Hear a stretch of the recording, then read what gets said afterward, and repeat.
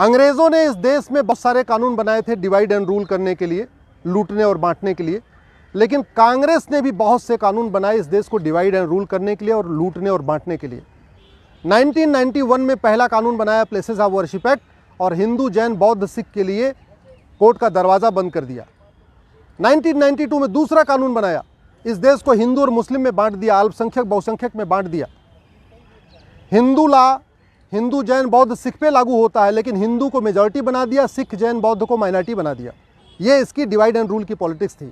और तीसरा जो सबसे घटिया कानून बनाया कांग्रेस ने 1995 में, जिसको कहते हैं वक्फ एक्ट, जिसको मैंने सुप्रीम कोर्ट, हाई कोर्ट में चैलेंज किया है, और इसकी अगली सुनवाई भी सुप्रीम कोर्ट में होगी, क्योंकि इन्होंने हाई कोर्ट से ट्रांसफर पिटीशन फाइल कर दिया है कि मैटर अब हाई कोर्ट में नहीं बल्कि सुप्रीम कोर्ट में चलना चाहिए। वक्फ बोर्ड के सारे मेंबर मुस्लिम होते हैं। उसमें एक एमएलए है वो भी मुस्लिम, एक एमपी है वो भी मुस्लिम, एक उसमें एडवोकेट वो भी मुस्लिम, एक उसमें टाउन प्लानर वो भी मुस्लिम, एक उसमें आईएएस ऑफिसर वो भी मुस्लिम, एक उसमें जो स्कॉलर वो भी मुस्लिम, एक मुतवल्ली वो भी मुस्लिम।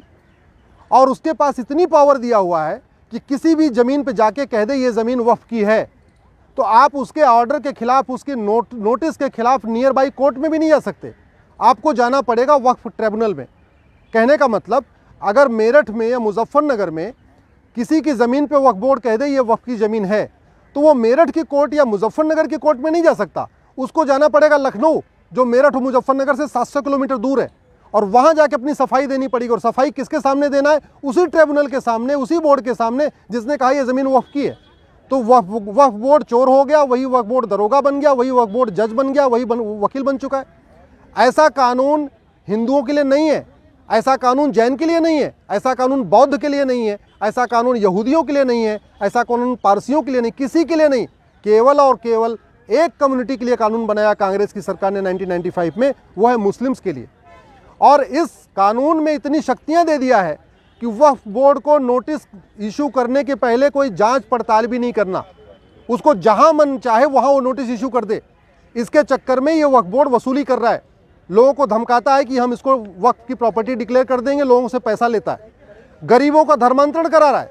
आदिवासी एरिया में जहां लोग कानून नियम को ज़्यादा नहीं जानते, वहां पे ये नोटिस देता है और कहता है कि भाई एक तरीका है, अगर आपको ज़मीन बचानी है तो इस्लाम कबूल कर लो, मुस्लिम बन जाओ। तो इस तरीके से छत्तीसगढ़ के एरिया में, महाराष्ट्र के एरिया में, या और भी जहाँ पे पिछड़े लोग रहते हैं, गरीब रहते हैं, जिनको नियम कानून ज़्यादा नहीं पता, वहाँ पे ये कन्वर्जन का कारण भी बन गया है। इसीलिए मैं कह रहा हूँ ये कानून ख़त्म होना चाहिए। घटिया कानून बनाना सबसे बड़ा राष्ट्रद्रोह है, और घटिया कानूनों के खिलाफ चुप रहना भी सबसे बड़ा राष्ट्रद्रोह है। मैं इस देश के सांसदों से निवेदन करता हूं, विधायकों से निवेदन करता हूं, इस घटिया कानून के खिलाफ बोलिए। 1991 के प्लेसेस ऑफ वर्शिप एक्ट के खिलाफ बोलिए, 1992 के माइनॉरिटी कमीशन एक्ट के खिलाफ बोलिए, और 1995 के वक्फ एक्ट के खिलाफ बोलिए। ये तीनों कानून कांग्रेस ने भारत में डिवाइड एंड रूल के लिए बनाया था, सत्ता के लिए बनाया था, मुस्लिम अपीजमेंट के लिए बनाया था। और जितनी दोषी कांग्रेस है इस कानून को बना के, उतने ही दोषी वो लोग हैं जो इस कानून पे मौन है।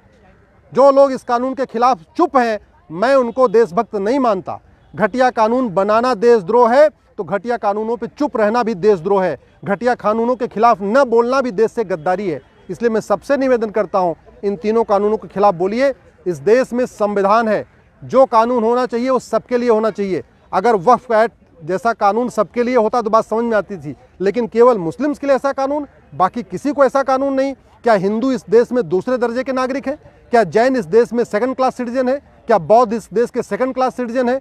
क्या इस देश के जो पारसी हैं, यहूदी हैं, वो सेकंड क्लास सिटीजन है? ये सब बराबर हैं। तो कानून सबके लिए एक होना चाहिए, कानून सबके लिए कॉमन होना चाहिए। इस तरीके से मुस्लिम्स के लिए एक कानून अलग से, ये देश की एकता अखंडता के खिलाफ है, कॉन्स्टिट्यूशन के बेसिक स्ट्रक्चर के खिलाफ है। इसलिए इस कानून को मैंने चैलेंज किया है। मैं सबसे निवेदन करता हूँ, इस कानून के खिलाफ बोलिए, सोशल मीडिया में बोलिए, पब्लिकली बोलिए, सड़क पे उतरिए, सांसदों का घेराव करिए, अपने विधायकों का घेराव करिए, क्योंकि ये समाधान सड़क, संसद, सुप्रीम कोर्ट से ही होगा। आप अगर सांसद नहीं हैं, सुप्रीम कोर्ट नहीं आ सकते हैं, तो कम से कम सड़क पे उतरिए, इस कानून, इन तीनों कानूनों के खिलाफ बोलिए। 1991 का प्लेसेस ऑफ वर्शिप एक्ट, 1992 का माइनॉरिटी कमीशन एक्ट और 1995 का वक्फ एक्ट, इन तीनों कानूनों को ख़त्म करने के खिलाफ आवाज़ उठाइए। जय हिंद, जय भारत।